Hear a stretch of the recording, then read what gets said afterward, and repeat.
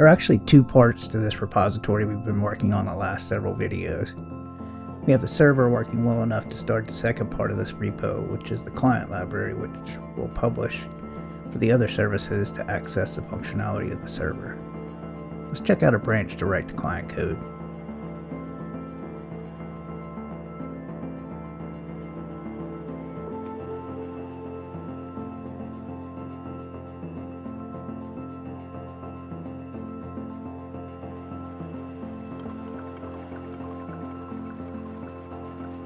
One of the things I wanted to do with this service is to use mutual TLS between the client and the server. So the first function we'll write is a simple health check function that will allow us to write an integration test to check a connectivity configuration and to see if we have mutual TLS set up correctly. It's just a simple function that connects the server and sends a message. The test will fail if we can't connect. We'll run the server from the command line so that it's listening for the client function to call.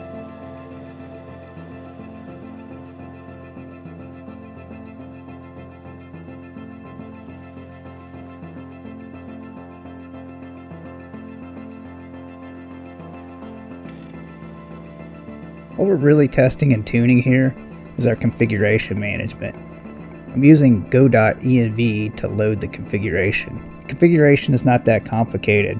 We just need to know the IP and port of the server, and we need to know where to find the cert files.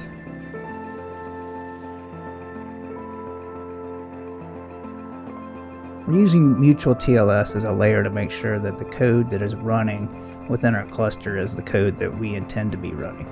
This is the first step in that direction. We'll take other steps like code signing in later videos. I've written a shell script that generates the search for a self-signing certificate authority, the gRPC server, and the gRPC clients.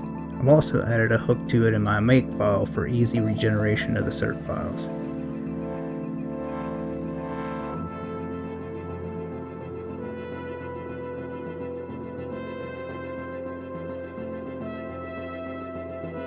After a bit of trial and error, I was able to make sure that I have a configuration strategy that works. We'll use this test once the client services and the server are deployed to Docker containers. The health check test will also be used by Argo CD eventually to assess the running state of any service that implements this client package.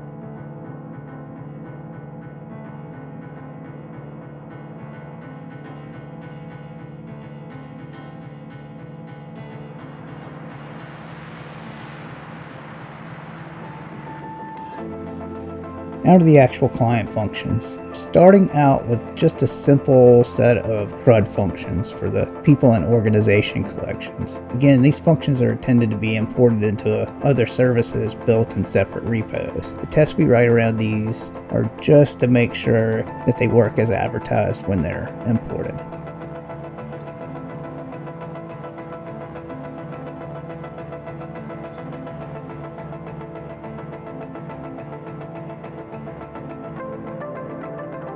I've already written the people function, so on the organization functions, I'm reaping the benefits of the JetBrains AI companion. It's picking up on code patterns that I established with the people functions.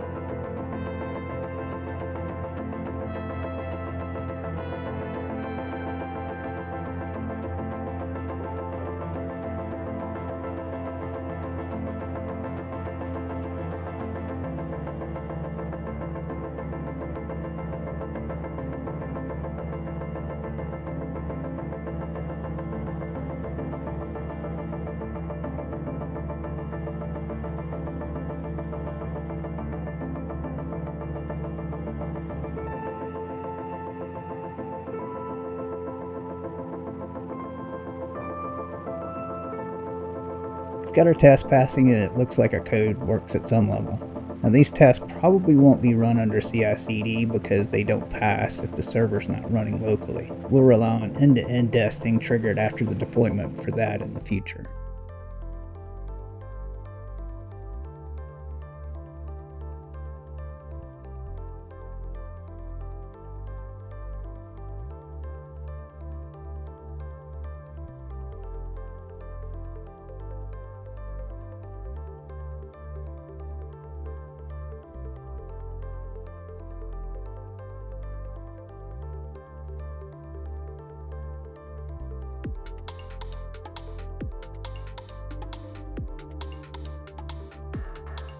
Let's take a quick look at one of these functions. They're pretty simple. They connect to the server, translate the model struct into a protocol buffer struct, and send that message for the server to actually execute the database operation. I think now we're ready to publish this package.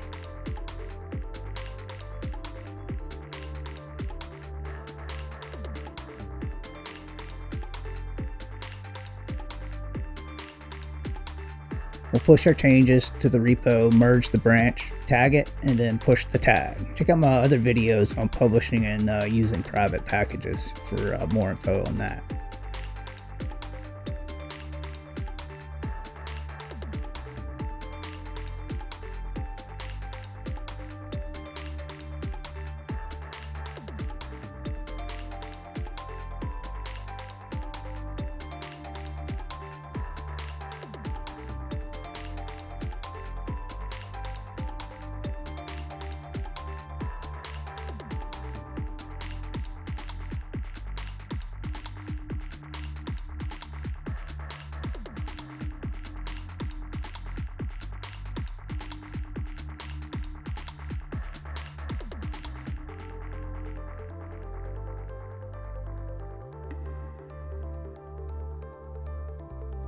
I think we're finally to the point of moving out of this repo and into starting a new service. We've got a working server and we've got a client package ready to be imported by a service that will actually do some work.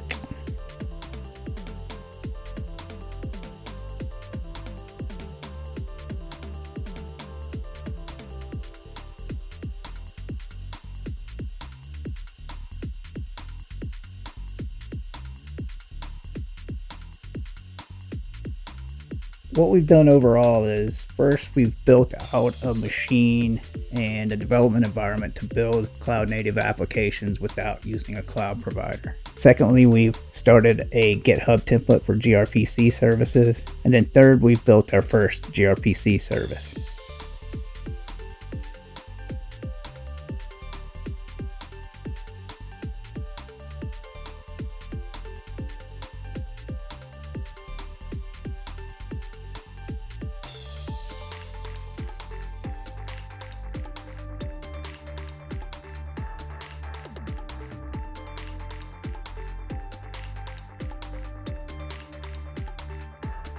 So what's next? We have a client package, so we need a service that will use that. We have a couple of options for implementing it. We've gone down the path of exporting the generated protocol buffer, which will lock us into pairing the consumer service with the package and the server version.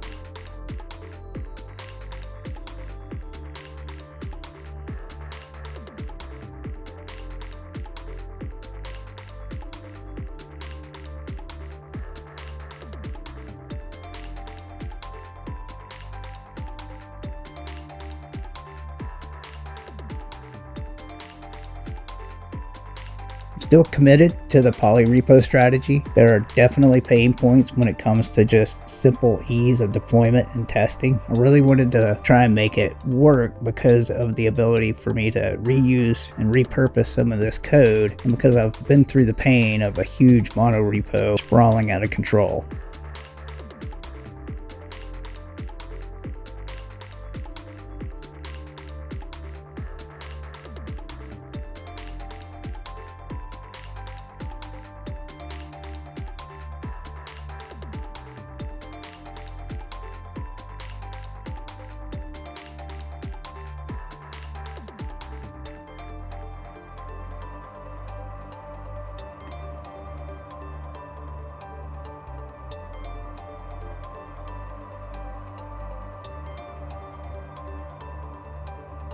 So in the next video, we'll use the client code to build the data loader or ETL service. So make sure you look for that next video.